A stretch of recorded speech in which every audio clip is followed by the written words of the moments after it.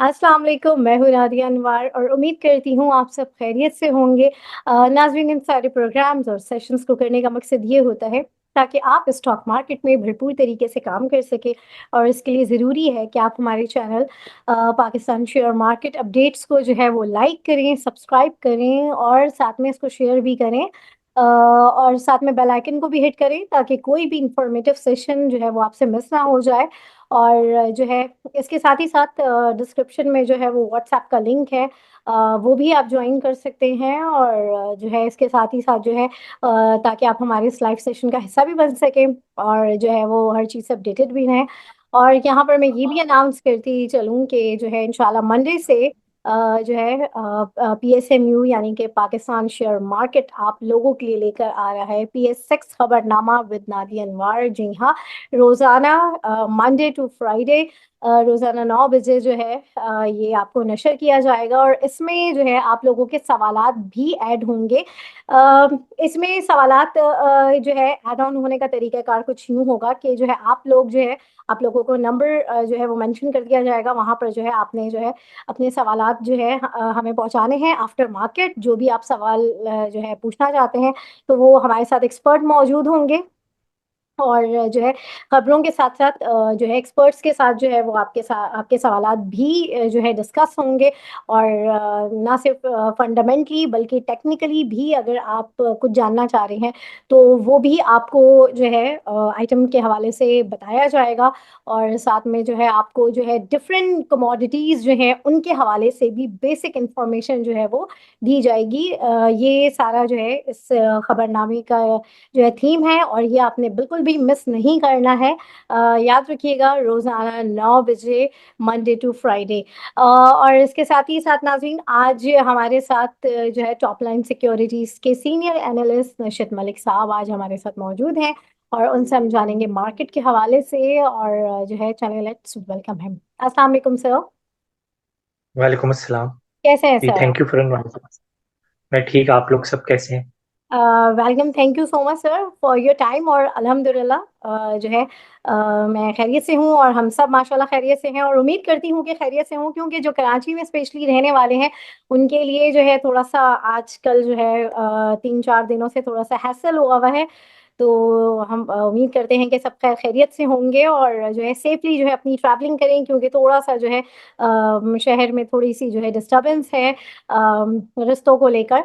तो सर, सबसे पहले तो अब मैं ये पूछना चाहूँगी मार्केट के हवाले से कि लास्ट जो हमारा रोल ओवर वीक जो है वो एंड हो चुका है।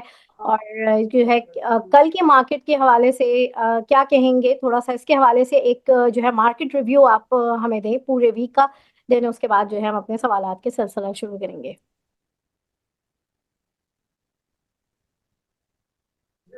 मार्केट जो है वो जैसे मैंने कहा भी था पिछले शोज में भी कि अप अप डाउन ही रहेगी।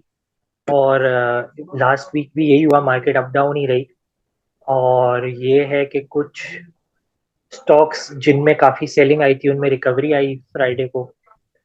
बाकी ये है कि जाहिर है कुछ थोड़ी बहुत पॉलिटिक्स और कुछ जो है वो मुल्क के हालात की वजह से जो है चीजें अप डाउन ही चल रही हैं। और ये है कि नेक्स्ट फ्यू वीक्स में भी फिर जो है वो रोल ओवर का भी चल रहा था लास्ट वीक। तो इन सारी चीजों की वजह से मार्केट पे प्रेशर ही रहा, किसी दिन अप किसी दिन डाउन, और एक लेवल पे ही मार्केट ट्रेड करती रही। और जो अभी इस साल के जो आखिरी ट्रेडिंग के 2 दिन रह गए हैं उसमें भी कुछ अप डाउन सिचुएशन ही समझ आ रही है। और स्पेशली ये है कि जैसे अगर हम अगर अपनी बात करें तो हमें तो शायद सिर्फ और सिर्फ मुश्किल ये हो रही है कि अ, रास्ते बंद हैं या हम मे बी एक जगह से दूसरी जगह ट्रेवल नहीं कर पा रहे, या हमारे लिए वो मुश्किल हो रही है। लेकिन अगर हम ओवरऑल पाकिस्तान में मतलब देखें तो हालात काफ़ी ख़राब हैं। तो ये है कि हम मैं कहता हूँ कि काफ़ी जो है ना बेहतर सिचुएशन में है इस टाइम पे कंपेयर टू अब जैसे जिस तरह के हालात पारे चिनार में हुए हुए हैं और जिस तरह के हालात ट्राइबल एरियाज में चल रहे हैं। और फिर उसके अलावा पाकिस्तान अफगानिस्तान की एक जंग जैसी सूरत हाल भी शुरू हुई हुई है बॉर्डर के ऊपर। हम्म। तो ये चीजें जो है वो इम्पैक्ट करेंगी मेरे ख्याल से स्टॉक मार्केट को, स्पेशली नेक्स्ट ट्रेडिंग सेशन में मंडे को। तो मंडे को ये है कि ये पॉलिटिकल और ये जो सिक्योरिटी सिचुएशन खराब हो रही है, और उसके अलावा जो बैंक से रिलेटेड नेगेटिव न्यूज आई है, तो ये दोनों चीजें मेरे ख्याल से नेगेटिवली इम्पैक्ट करेंगी स्टॉक मार्केट को, स्पेशली मंडे को। मे हम्म। बी फिर ट्यूसडे को रिकवरी आए थोड़ी बहुत, लेकिन ये है कि अभी तो मुझे तो पर्सनली थोड़ा सा सेंटिमेंट नेगेटिव ही लग रहा है, स्पेशली मंडे को जो ट्रेडिंग सेशन होगा उसमें। अच्छा। सही। ये सर यहाँ पे जो है सवालात आने शुरू हो गए हैं बिल्कुल, और जो है मैं यही चाहूंगी कि आप लोग अपने सवालात जल्दी करें, क्योंकि सेशन का टाइम लिमिटेड होता है। और आप लोगों से रिक्वेस्ट है कि काइंडली अपने क्वेश्चंस बेशक सारे करें, 3 करें, 4 करें, 5 करें, आप ही लोगों के लिए सेशन होता है, लेकिन सेशन को थोड़ा सा जो है वो करें, क्योंकि दूसरे लोगों को भी मौका मिले। तो ये काफी थोड़ी सी कंप्लेन थी, तो थोड़ा सा अपना सवाल जो है वो कीजिएगा। जी, पहला सवाल आया है माजिद इफ्तिखार साहब, अपना सवाल कीजिए प्लीज। अस्सलाम वालेकुम। जी, वालेकुम कैसे हैं सलाम। आप लोग? अल्हम्दुलिल्लाह सर। वालेकुम अच्छा सर, अस्सलाम। मेरा क्वेश्चन था कि जैसे गवर्नमेंट ने पहले एडीआर के ऊपर 15% टैक्स जो था ना, पहले वो इम्प्लीमेंट किया था। उसके बाद अब गवर्नमेंट ने वो टैक्स को कम कर दिया, उसको 43% पे ले गए हैं। तो 3-4% का फर्क पड़ा उसके ऊपर। तो आई मेरा ख्याल है, क्या ये एडीआर के 15% से ज्यादा बेहतर नहीं हो गया कि ये कम से कम 3-4%, 5% का जो गैप है ये आ गया, और ये भी हर साल कम होता जाएगा। यानी कि मेरे ख्याल से 2027 तक ये दोबारा 42% तक शायद ये आ जाएगा ये। तो इस पे काइंडली नजर दे दीजिएगा सर। हाँ, लेकिन ये है कि जो एडीआर का टारगेट है वो बैंक्स ने तो मीट कर लिया था ऑलमोस्ट। मतलब बैंक्स ने विंडो ड्रेसिंग करके, या जो है आर्टिफिशियली, बैंक्स ने आर्टिफिशियली ट्रिक लगा के जो है अपनी एडीआर की रिक्वायरमेंट ऑलमोस्ट पूरी कर ली थी। लेकिन फिर गवर्नमेंट को भी समझ आ गया कि भाई अ, ये लोग तो ट्रिक कर रहे हैं, और ये लोग तो पैसा घुमा के एडीआर को मेंटेन ये कर लेंगे, टारगेट मीट कर लेंगे। तो बेसिकली ये है कि गवर्नमेंट ने अपना टैक्स तो कलेक्ट करना ही था। तो यही है कि अभी अभी ऐसे हालात हैं कि गवर्नमेंट ने जो, लग तो ऐसे रहे कि गवर्नमेंट ने जो टैक्स से रिलेटेड जो भी अपने टारगेट सेट किए हैं, या जिस जिस से टैक्स कलेक्ट करना है, गवर्नमेंट हर सूरत हाल में अब वो टैक्स कलेक्ट करके रहेगी। मतलब यानी कि अब बचने के तरीके कम से कम होते जा रहे हैं हर किसी के लिए। यानी कि अब नॉन फाइलर्स की तरफ भी बहुत स्ट्रांगली आना शुरू करेंगे। तो आहिस्ता आहिस्ता चीजें जो है ना, अगर स्पेशली ये चीजें हो जाती हैं, तो ये तो एक बहुत अच्छे रिफॉर्म्स हैं जो कि मुल्क को एक अच्छी डायरेक्शन में लेके जाएंगे, बजाय इसके कि आप जो है वो सैलरीड क्लास से ही ज्यादा से ज्यादा और टैक्स निकालते जाओ, निचोड़ते जाओ। तो लेकिन ये है कि बैंक्स के लिए स्लाइटली, मतलब ये नेगेटिव न्यूज तो बिल्कुल है, क्योंकि पहले ये था कि बैंक्स अपने एडीआर के टारगेट मीट कर लेंगे। लेकिन फिर जो है अब वो एडीआर के टारगेट मीट करना रेलेवेंट हो गया है। अब बैंक्स के ऊपर एक्स्ट्रा 4% टैक्स लगेगा ही लगेगा, वो जो मर्जी कर लें। यानी कि एक फ्लैट इनकम टैक्स लग गया है, जो कि अगले 2 सालों में 1-1% से रिड्यूस होता जाएगा। तो ये जैसे कि मैंने, खैर मैंने बैंक्स के ऊपर तो, ये तो न्यूज़ तो अभी आई है। बैंक्स के ऊपर तो मैं पिछले 3-4 शोज में जो है बोल चुका हूँ कि लोग मुझसे पूछते हैं बैंक से रिलेटेड। तो हम्म। मैंने यही पिछले 3-4 शोज में बोला है कि बैंक्स के ऊपर ओवरऑल नेगेटिविटी है इस टाइम पे। तो बैंक्स को थोड़ा सा अभी वेट एंड वॉच करके उसमें पोजीशन लेनी चाहिए। तो यही हुआ अभी अभी। लग तो ऐसा ही रहा है कि मंडे को भी जरा नेगेटिविटी रहेगी बैंक्स में। सही। जी, मोहम्मद कासिम, आप अपना सवाल कीजिए प्लीज। अस्सलाम वालेकुम। बहुत शुक्रिया मैम। और वालेकुम। नशीद साहब, आपका भी बहुत शुक्रिया, आप हमारी क्यूरीज जो हैं उनका जवाब देते हैं। मेरा आपसे सवाल ये है सर कि एक तो गनी केमिकल के बारे में आप ये बताइए कि वो, यानी अगर उसका पाक पाक ऑक्सी के साथ कंपैरिजन करें तो दोनों की कैपेसिटी जो है वो, यानी गन्ने की कैपेसिटी भी बहुत ज़्यादा है, यानी अब उसकी, यानी वो उसके यानी करीब करीब आ रहा है अपने ऑपरेशंस में। उसका नया जो हत्तार में प्लांट है वो भी ऑपरेशनल होने वाला है। और यानी आप इसको कहाँ देखते हैं, कहाँ रेट करते हैं गनी केमिकल को पॉक ऑक्सी के मुकाबले में, और इसका यानी फ्यूचर प्रोस्पेक्ट आप क्या देखते हैं?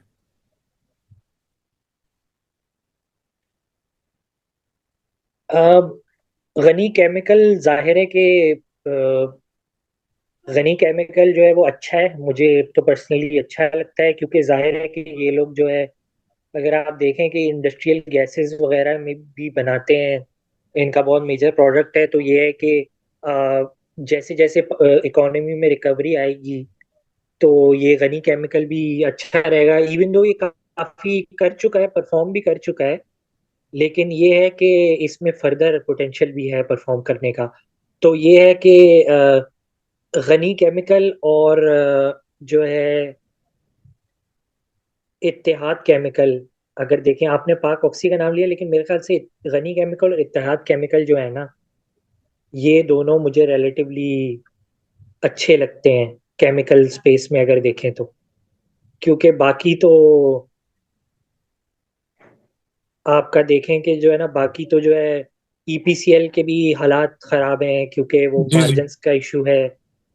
फिर जी जी। टेक्सटाइल सेक्टर के हालात डाउन होने की वजह से लॉट कैम के भी जो है ना, उस तरह से मार्जिन्स नहीं है। और वॉल्यूम्स में रिकवरी आई है, लेकिन ये कि लॉट कैम वो जाहिर है उस तरह से परफॉर्म भी कर गया है, यानी कि जो भी उसकी वॉल्यूम्स में रिकवरी आई है वो उसके प्राइस में रिकवर रिफ्लेक्ट भी हो गया है। लेकिन मेरे जी ख्याल जी। से पाक पाक सॉरी गनी केमिकल और इत्तेहाद केमिकल, इनमें मेरे ख्याल से मार्जिन है अगर पोजीशन ली जी जी, जाए तो। वो आप सही फरमा रहे हैं, दोनों में पोटेंशियल है। मैंने कंपैरिजन उसका पाकिस्तान ऑक्सीजन के साथ इसलिए किया कि गनी केमिकल्स भी जो है वो इंडस्ट्रियल गैसेस और ऑक्सीजन बनाता है। एयर सेपरेशन प्लांट उनका नया हत्तार में लगा। तो ये उस सिलसिले में जी उसका यानी कंपैरिजन की बात हो रही थी। वैसे तो वो आप सही फरमा रहे हैं। और दूसरा इसी के जी जी, साथ एक बिल्कुल रिलेटेड बिल्कुल आप रिलेटेड के जो है रिलेटेड ना। जी सर। हाँ जी जी, बिल्कुल, मतलब अ, गनी केमिकल और पाक ऑक्सीजन तो डेफिनेटली जो है वो कंपेटिटर्स हैं आपस में, दोनों के जी जी। प्रोडक्ट एक जैसे हैं। लेकिन मुझे पाक ऑक्सीजन, मेरे ख्याल से अगर मैं आपके सवाल का जवाब दे दूं तो एग्जैक्ट जो आपने पूछा है वो ये है कि मुझे गनी केमिकल ज्यादा बेहतर लगता है इन दोनों में। बिल्कुल सही गनी सर। केमिकल इन इसी दोनों में ज्यादा बेहतर है। बिल्कुल सही हो गया सर। इसी के साथ एक जुड़ा पाक हुआ सवाल है। ऑक्सीजन। यानी बस मैं बता हाँ, दिया सिर्फ 1 minute. At current level sir, गनी केमिकल आपको अच्छा लगता है, इसमें ज़्यादा स्पेस है ऊपर जाने की, या पीएसएक्स जो स्टॉक है एट करंट लेवल इसमें ज़्यादा पोटेंशियल है? बस ये बता दें दोनों में से। दोनों में से ये गनी केमिकल, पीएसएक्स जो है वो काफी परफॉर्म कर चुका है। Thank you PSX sir. ऐसी बात नहीं है कि पीएसएक्स बुरा स्टॉक है, पीएसएक्स भी अच्छा स्टॉक है। और जिस तरह से वॉल्यूम्स चल रहे हैं और सब कुछ है, तो पीएसएक्स भी नुकसान नहीं देगा अगर कोई पोजीशन ले लेता है पीएसएक्स में भी। जी लेकिन जी। ये है कि रिलेटिवली ज्यादा अपसाइड, ज्यादा गेन उसमें बन सकता है गनी केमिकल में। Thank you. Thank you. जी जी बहुत शुक्रिया मोहम्मद कासिम साहब। मैं अगेन आप लोगों से रिक्वेस्ट करती हूँ कि थोड़े से अपने क्वेश्चन जो है, क्योंकि जो है अगर किसी का सवाल ना हो तो आप अपने बेशक सवाल करें, लेकिन दरअसल में लोगों के सवाल होते हैं, तो काइंडली आप लोग थोड़े से जो अपने सवाल शॉर्ट करके जो है करें। जी रऊफ मोहम्मद साहब, जल्दी से अपना सवाल कर लीजिए। अस्सलाम वालेकुम मैम। अस्सलाम वालेकुम सर। जी सर वालेकुम मेरा सलाम। मेरा सवाल ये है कि टीआरजी तो माशाल्लाह अच्छी परफॉर्मेंस कर रहा है, तो एवंसियन का आप कहाँ देखते हैं? उसका कोई है टारगेट? और दूसरे नंबर।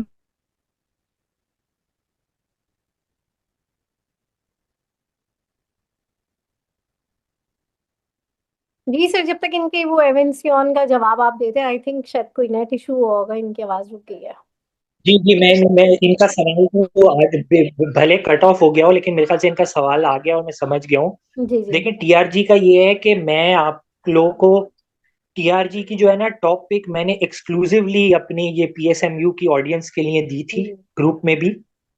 और जो है ना, ये जो इस टाइप की टीआरजी जैसी जो टॉपिक्स हैं, ये आप लोगों को सुन के खुशी होगी कि ये हम लोग अपने जो नॉर्मल ग्रुप के मेंबर्स हैं उनको हम नहीं देते। ये सिर्फ और सिर्फ प्रीमियम ग्रुप मेंबर्स के लिए एक्सक्लूसिव होती हैं इस तरह की टिप्स। तो आई एम श्योर जो है मेरी टॉपिक की जो टिप थी उसके ऊपर लोगों ने पोजीशन ली भी होगी, जी अच्छा बिल्कुल। गेन भी बनाया होगा। तो ये है कि और मैं एक्सक्लूसिवली जो है इस शो के अंदर, क्योंकि जाहिर है मैम नादिया का शो है तो इसमें एक्सक्लूसिव काम ना हो तो फिर और कहाँ होंगे एक्सक्लूसिव काम। तो मैं एक्सक्लूसिव काम ये भी दे देता हूँ कि 75 से 80 के बीच तक की आप लोग टारगेट प्राइस रख के टीआरजी से एग्जिट कर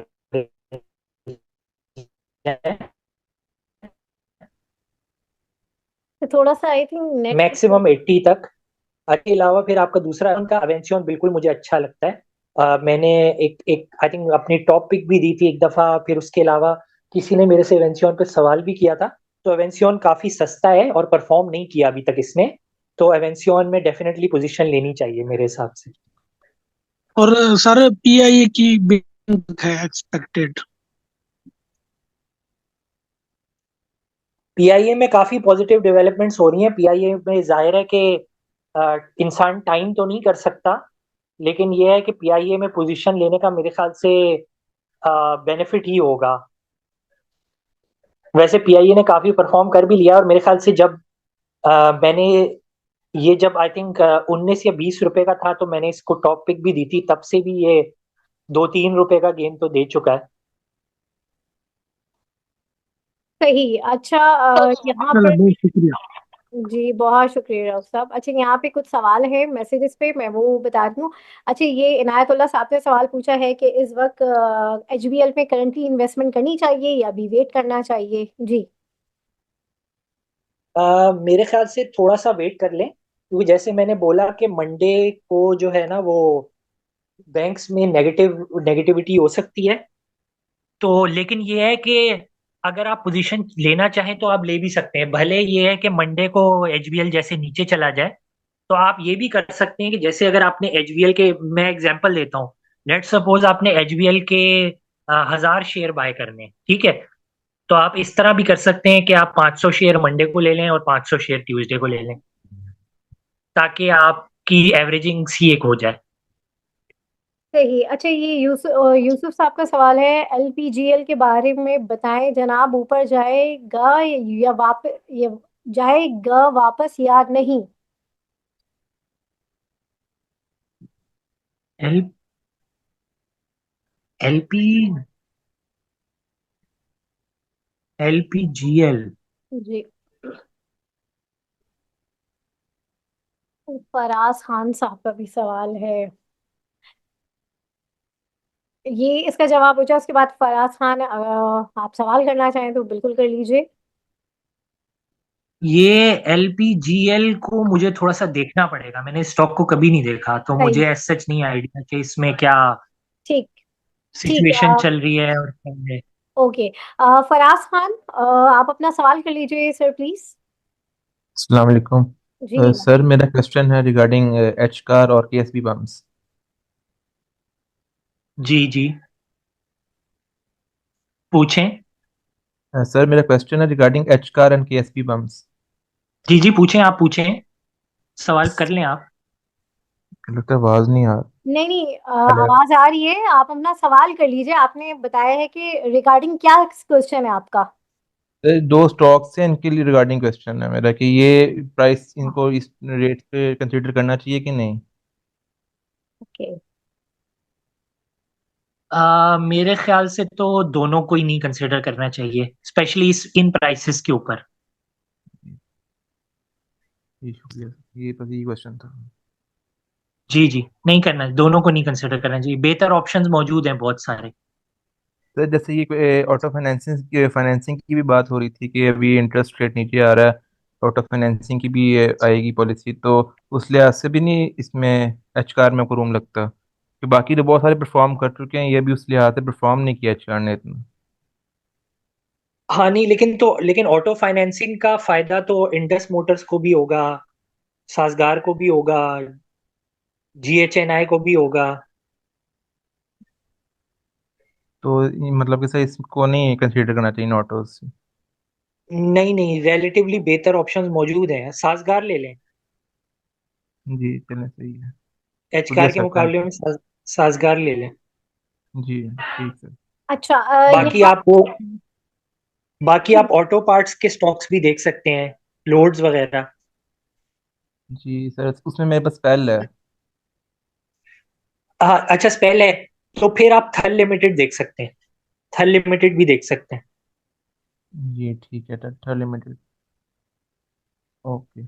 सही, बहुत शुक्रिया फराज खान साहब। अच्छा जी, यहाँ पर से एक सवाल है आमिर साहब का। अस्सलाम वालेकुम जी। वालेकुम सलाम। Need your help to find multibagger stocks with thanks.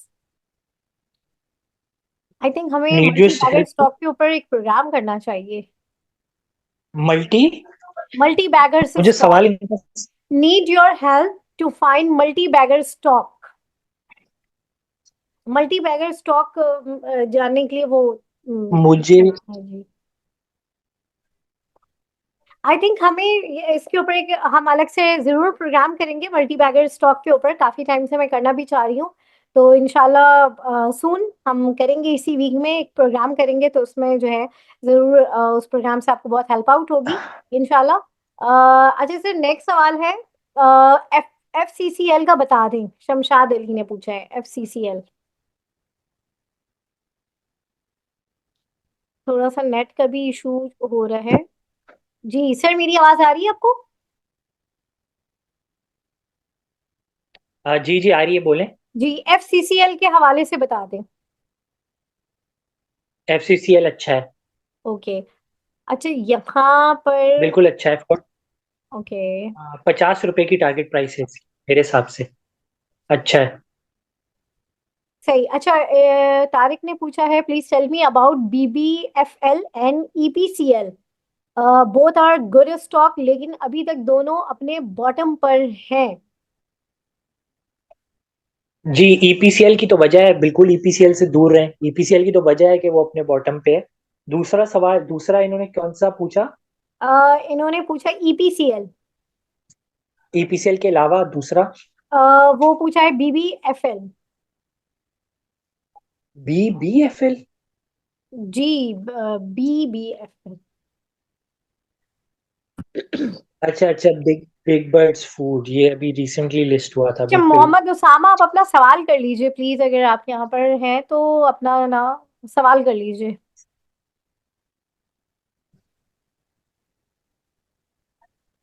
वालेकुम। जी वालेकुम सलाम जी। जी, मेरा सवाल ये था कि लास्ट प्रोग्राम में नशीब भाई ने वो रिकमेंड किया था हेलियन। तो मुझे इसकी एक्सपेक्टेड टारगेट प्राइस पूछनी थी, क्योंकि बहुत ज़्यादा परफॉर्म कर चुका है, तो नियर फ्यूचर में उसकी क्या एक्सपेक्टेशन है। और यही सवाल मारी का भी है। हम्म। सही। ये हेलियन का ये कि डेफिनेटली हेलियन जो है वो काफी परफॉर्म कर चुका है। तो ये है कि फार्मा सेक्टर के अंदर आई थिंक हेलियन को भी देखा जा सकता है और एजीपी को भी देखा जा सकता है। हेलियन की टारगेट प्राइस जो है वो 1000 प्लस ही होगी, 1200 तक तो एटलीस्ट लगता है मुझे हेलियन। आंसर मारी के बारे में एक प्रक्रिया करते हैं कि मारी के बारे में कुछ कंट्रोवर्सी भी है। कुछ कह रहे हैं कि 1300 तक जाएगा, कुछ के नज़दीक फेयर वैल्यू उसकी ऑलरेडी ओवर वैल्यूड है। तो लॉन्ग टर्म के लिए 6 to 7 6 months to 1 year आप क्या एक्सपेक्ट कर रहे हैं इसमें? इसको जिसने परचेज कर लिया है वो रहने दे अपने पास, या सेल कर दे? डिपेंड करता है कितने प्राइस पे परचेज किया हुआ है। सर 650 पे। अगर आपने 650 पे किया हुआ है तो मेरे ख्याल से रहने दें, ठीक है। अब अगर पोजीशन ले लिए तो रहने दें। हम्म, देखिए ठीक है। अच्छा सर, जी जी जी बोले मारी में सर जी। सिचुएशन मारी में सिचुएशन ये है कि मारी में एज ऑफ नाउ उसका जो बिजनेस है ना, उसके हिसाब से उसकी टारगेट प्राइस 600 से 650 के बीच ही बनती है, ठीक है। लेकिन मारी का ये है कि अगर मारी का जो वो माइनिंग का बिजनेस कर रहा है, जो लिथियम माइनिंग का, इवन दो वो लिथियम माइनिंग का बिजनेस जो है आज से 5 साल बाद, 3 से 5 साल बाद जाके वो मे बी अगर लिथियम की माइनिंग सक्सेसफुल हो गई तो तब जाके वो लिथियम निकलना शुरू होगा, क्योंकि ये जो माइनिंग का काम होता है ये लंबा काम होता है। यानी कि माइन जो है वो खोदने में, माइन को ऑपरेशनल करने में एटलीस्ट 3 से 5 साल लग जाते हैं। तो वो एक चीज है मारी के अंदर। और मारी के अंदर दूसरी एक और चीज ये है कि नॉर्थ वजीरिस्तान साइड के ऊपर इसकी गैस की डिस्कवरीज हो सकती हैं।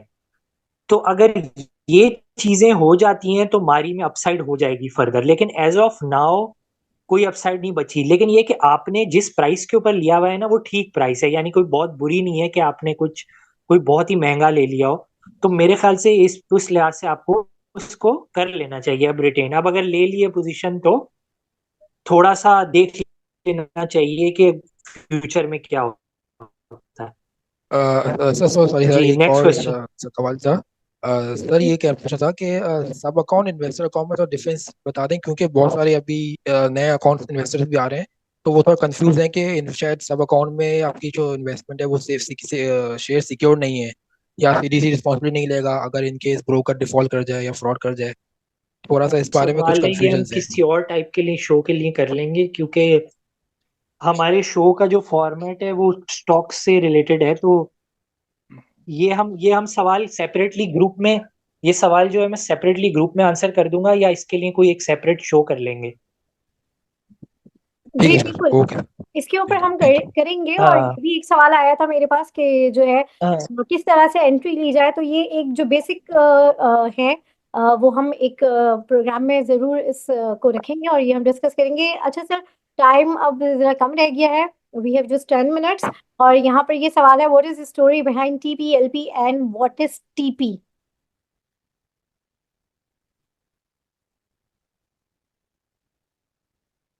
जी सर, मेरी आवाज आ रही है? Story behind. टीपीएलपी के पीछे स्टोरी जाहिर है यही है कि वो अपना, टीपीएलपी के पीछे स्टोरी जाहिर है यही है कि उनका जो प्रोजेक्ट है, जो मैनग्रोव वाला प्रोजेक्ट है, जो उनका अपार्टमेंट कॉम्प्लेक्स बन रहा है कुरंगी क्रीक वाली साइड के ऊपर, उस पे जो है वो काम स्टार्ट हो गया है और काफी तेजी से चल रहा है। तो यही स्टोरी है बस। सही। और ये टीपी क्या है, what is TP? Target price. Okay. अच्छा, what is best? Target price देखिए, इसमें है अपसाइड, इसमें है अपसाइड। हम्म, सही। अच्छा, ये है, व्हाट इज बेस्ट जी, stock in pharma sector at current level for a time period of 6 month?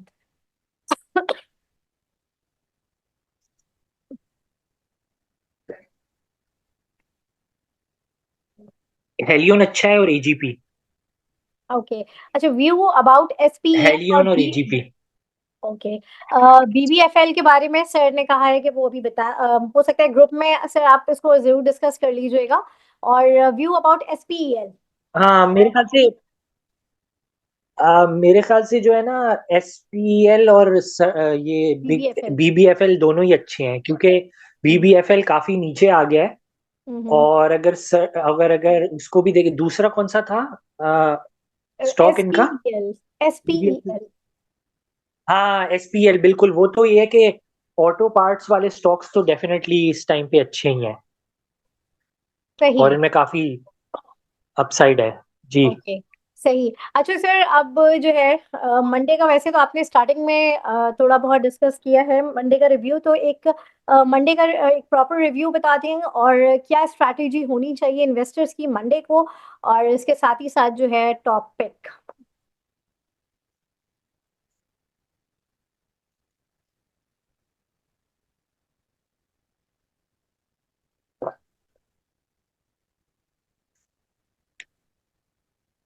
Strategy जो है वो थोड़ी सी वेट एंड वॉच वाली ही होनी चाहिए, क्योंकि जैसे हालात हो गए हैं, स्लाइटली खराब हो गए हैं। अभी न्यूज़ भी जिस तरह की आ रही हैं कि पाकिस्तान अफगानिस्तान बॉर्डर के ऊपर फायरिंग और क्लैशेस चल रहे हैं, और फिर उसके अलावा बैंक से रिलेटेड भी नेगेटिव न्यूज़ आई हुई है। तो इनको देखते हुए मार्केट नेगेटिव ही रहेगी। तो आप अपने स्टॉक्स अपने माइंड में रख लें, जो भी स्टॉक आपको बाय करना है, और जिस स्टॉक में भी आपको कुछ एक अच्छी एक अपसाइड नजर आ रही है, तो उन स्टॉक्स को आप डिप्स के ऊपर बाय करें, ठीक है, वेट करें, डिप डिप के ऊपर बाय करें। तो ये स्ट्रेटजी होनी चाहिए, और ओवरऑल मार्केट में इन्वेस्टमेंट की भी यही स्ट्रेटजी होनी चाहिए। सही। और सर आपके टॉपिक?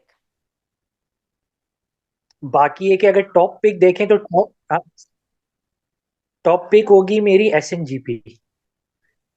Okay, great. सही। एस एन जी पी और AGP, SNGP और AGP। ओके, टॉपिक है SNGP एंड AGP। सही। बहुत शुक्रिया सर आपका, और जो है हमारे साथ जितने भी यहाँ पर हमारे पार्टिसिपेंट्स मौजूद हैं, आप लोगों का भी बहुत शुक्रिया। और ये भी मैं बताती चलूँ कि हमारे जो प्रीमियम ग्रुप में जो है सर नशद जो है वो ड्यूरिंग मार्केट जो है वो जो है आपके सवालात के जवाब दे रहे होते हैं। तो जो लोग हमारे प्रीमियम ग्रुप में मौजूद हैं वो जानते हैं। और ये कि आफ्टर मार्केट भी कोई अगर क्वेश्चन होता है तो वो भी जो है उसके भी वो जवाब दे रहे होते हैं। और क्योंकि ड्यूरिंग मार्केट बहुत ज़रूरी होता है, बाज़ दफ़ा हम कुछ ऐसी सिचुएशन में फंसे होते हैं कि हमें एक क्विक जो है एक चाहिए होता है, कोई सजेस्ट करे हमें कुछ, तो जो है सन्नशित जो है वो हमें करते हैं। तो जो लोग हमारे प्रीमियम ग्रुप का हिस्सा बनना चाहते हैं तो वो हमारे प्रीमियम ग्रुप में आ सकते हैं, और जो है ये सर्विस जो है वो अवेल कर सकते हैं। और इसी के साथ ही साथ जो है मैं आज के सेशन से इजाजत लूंगी। आप सबका बहुत शुक्रिया, थैंक यू सर नौशाद, आपका भी। और जो इसके साथ ही साथ इंशाल्लाह आप लोगों से फिर मुलाकात होगी, तब तक के लिए अल्लाह हाफिज।